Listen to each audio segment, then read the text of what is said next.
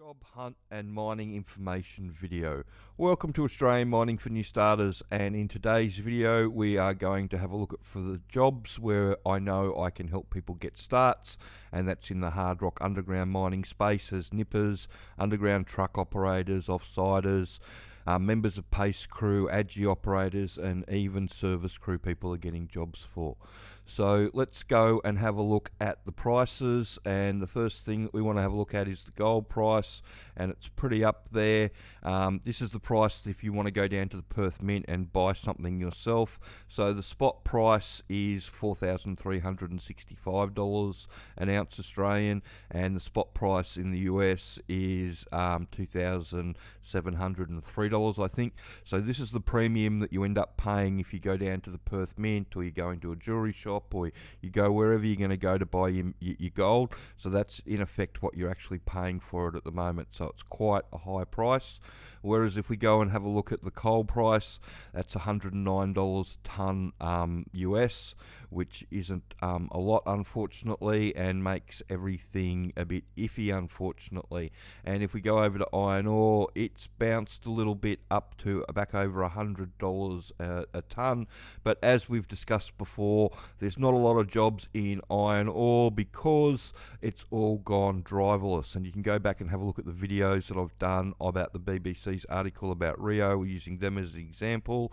And if you want to have a look at the coal job, head over to Missy Moo's page, Word in the Pit. There's a lot of good information about the jobs that are available in coal mining in Queensland, which because of the price there isn't a lot. But if you just live down the road from the mine, then that could be something good to get into. But if you are in Sydney, Melbourne or Brisbane or a country town in the eastern states, then coal mining probably isn't the way to go. You really should be looking at your gold and copper mines around the country because that's where the majority of the jobs are. So if we come over and have a look at the blog that I wrote last week, $4,375 an ounce it got to, and if we come down and have a look, this is from last weekend, so it's just a bit under that at the moment, so it's gone up to quite a substantial high. And you know, if you're looking for a job, it's exactly where the jobs are going to be, and these are all the gold and copper mines around the country that are looking for people. So you've got lots of work in the middle of New South Wales, lots of work in the north of Queensland. Posted a job from Tasmania this morning. There's a little bit of stuff going on in Victoria, lots of copper going on in South Australia, and there's heaps of gold going on over here in WA. So if we come over and I've loaded all those up on to our mining jobs to apply for page. So this is the page where we load up all the jobs from around the country that you should be looking for. If you want to have a look yourself, you can just type underground into Seek and you can go through and you'll see all these jobs come up. You know, underground truckie, entry level nipper operator, drillers offsider, underground nipper, truck operator, pace fill crew, service crew, underground truck. They're just all viable entry-level jobs for people that know how it all works. And that's the big thing with what we do. The reason that we can help people get into the industry and go after these jobs and successfully get these jobs is because the training that we offer, and these are the different training packages that we offer, it actually teaches you how the mine works. So it's the only non-company training available to the public in the country that teaches you exactly what the employers want and goes through it like you would on site. And so if we come back over to Seek and we type mining truck in, I just want to use this as an example. So the jobs have moved, and if you get nothing else out of this video, get the understanding that the big job that everybody's after has moved from a surface haul truck job to an underground haul truck job. That's where all the jobs are.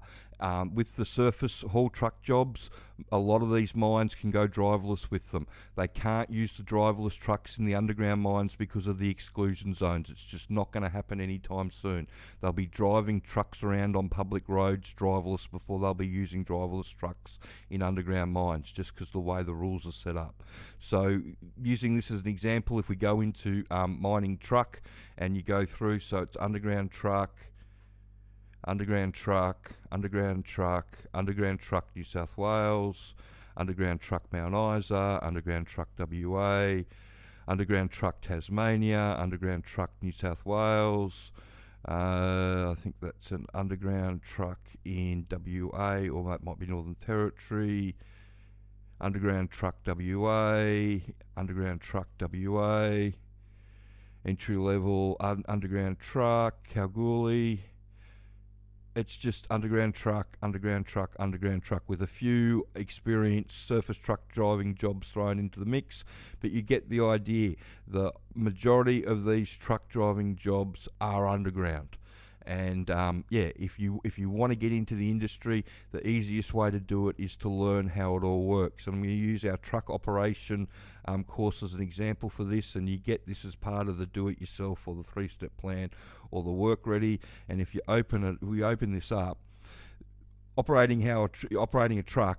This all goes into what they teach you on the surface, but then it goes into what you should be showing down the hole. And this is where everybody's got problems. Like teaching you how to drive the truck, physically showing you how to drive the truck for somebody that's driven a car before, they're not going to have a problem with it. They're going to get it within a couple of weeks. All right, reversing up the decline and reversing on the blind side's a little bit more difficult, but if you can do a reverse park, then you're going to get that eventually, but it's going to take a bit of work. What everybody really struggles with is learning enough about what's going on around them so they can get the truck into the loading bay, and they understand what's going on with driving up and down the decline and taking the corners and not pissing the bogger operator off. And it all goes into it. So loading bays, loading the truck, tips when loading, steps involved in getting a load, and then it's, when you get to the top too, where you're going to dump the load, how to go through the paddock dump properly, or if you're going to tip over an edge, you're allowed to tip over an edge, how to tip over an edge properly. All stuff that you should be showing, on the job. So it goes into everything that you should be showing on the job, because, you can't guarantee the person that's going to be showing you on the job's going to be any good. That's the downfall with the system that they've got, unfortunately, because what ends up happening is that, people that have only just been shown themselves, or people that aren't very good communicators, or if there's a personality clash with somebody, these type of people end up actually showing you how to do the job. And, like I said, if there's a personality clash or they've just been showing themselves, sometimes communicating this information across to you as the new starter, isn't that easy. And over the years, I've seen lots of people, being chewed up and spat out because they didn't exactly get the best buddy on day one.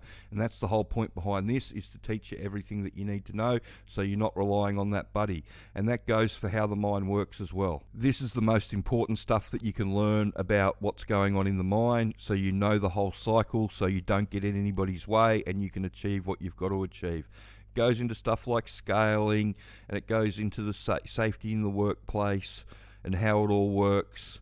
And it just teaches you everything that we as shift bosses wanted a new starter to know that came on our crew.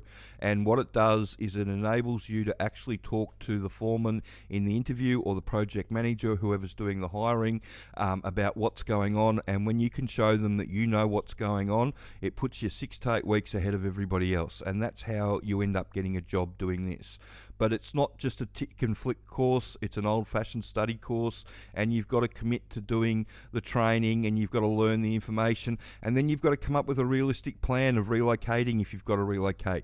You might be lucky enough to be in one of the hubs, but if you're in Sydney, Melbourne, or Brisbane, Brisbane's a hub, so you can fly in, fly out of Brisbane and drive in, drive out of there. But if you're in Sydney and Melbourne, then they're not really hubs for fly in, fly out at the moment. It's just too difficult to get in and out of those airports, so a lot of places don't do it, so they end up doing drive in, drive out. So if you're in one of those places, you need to come up with a realistic plan of where you're going to go and how you're going to do it.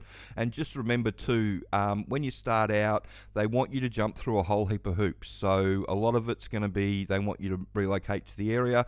The relocation to the area is more about trying to lock you into staying with the job because they've got so much failure. The reality of the situation is, once you do 6 months and you've done 6 months in one day, you're going to be able to get a nipper or truck job anywhere in the country, and you're going to be able to get yourself a fly in, fly out job. So the object of the exercise to start with is to do the training, study, get the job, and then get your 6 months and 1 day up wherever you're going to be. And you're looking at that first 6 months as a very temporary thing to get yourself into the industry, get your foot in the door, and this is what you've got to do. And once you do that, then the world opens up for you, and you can look at being flown in and out of different places and doing different things. I always talk to people about the jobs up in Mount Isa. It's amazing about the jobs up in Mount Isa. As soon as people go past this 6 month mark, a lot of the jobs miraculously turn from live-in jobs into fly-in, fly-out jobs once the person makes it and they're going to be a good employee. While they're still iffy and they're not sure whether the person's going to make it or they're just bringing them on board, everybody wants them to lock them down and secure them in. But once they realise that you're going to be a good worker and you can go anywhere else in the country that you want to, and they'll give you fly-in, fly-out, the story changes. So again, it's about learning how it all works and using the training to educate yourself to knowing the system so you can get in and get yourself started and get yourself a really good career and get you into the place that you want to be. I find that a lot of people, when they look at these jobs, they look at them like it's going to be a permanent thing. So if they look at a job that's going to pay them $500 a day, they're thinking that they're still going to be making $500 a day in 5 years' time. That would be very unusual in the mining industry. If you start off as a nipper or a truck driver and you're still in it in 5 years' time, chances are you're going to be earning between $700 and $1,200, maybe even $1,500 a day. It's just the way it is. When you're natural progression moving up through the ranks, the jobs above pay more, and some of them pay a lot more. And if you're going to be in it for 5 to 10 years and you're going to make it all the way to a jumbo or a foreman's job, you're sort of looking at $2,500 to $3,000 a day for those jobs.